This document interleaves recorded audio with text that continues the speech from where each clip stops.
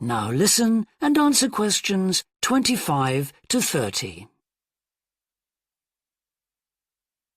All right, Victor, so after your part, I'll talk about Thor Heyerdahl's adult life, continuing from the theory he had about Polynesian migration. Up until that time, of course, academics had believed that humans first migrated to the islands in Polynesia from Asia in the west.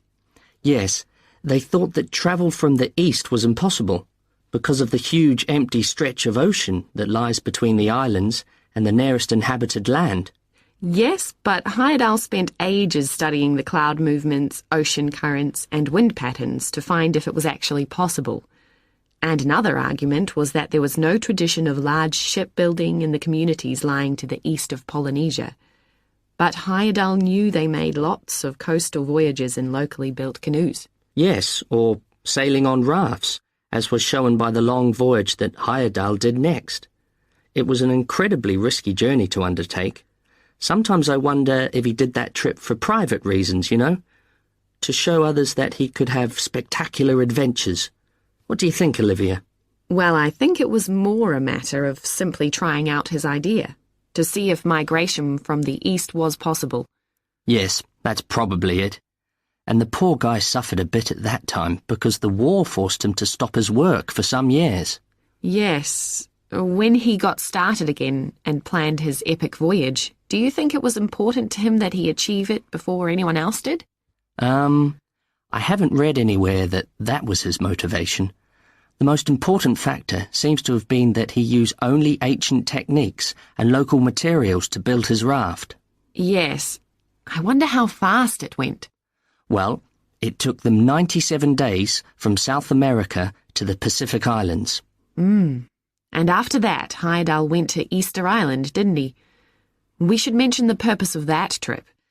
I think he sailed there in a boat made out of reeds. No, that was later on in Egypt, Olivia. Oh, yes, that's right. But what he wanted to do was talk to the local people about their old stone carvings and then make one himself to learn more about the process. I see. Well, what a great life. Even though many of his theories have been disproven, he certainly left a lasting impression on many disciplines, didn't he? To my mind, he was the first person to establish what modern academics call practical archaeology. I mean that they try to recreate something from the past today, like he did with his raft trip. It's unfortunate that his ideas about where Polynesians originated from have been completely discredited. Yes. Right, well, I'll prepare a PowerPoint slide at the end that acknowledges our sources. I mainly used The Life and Work of Thor Heyerdahl by William Oliver. I thought the research methods he used were very sound, although I must say I found the overall tone somewhat old-fashioned. I think they need to do a new, revised edition. Yeah, I agree. What about the subject matter? I found it really challenging. Well, it's a complex issue. I thought the book had lots of good points. What did you think of the illustration? That is the end of section 3.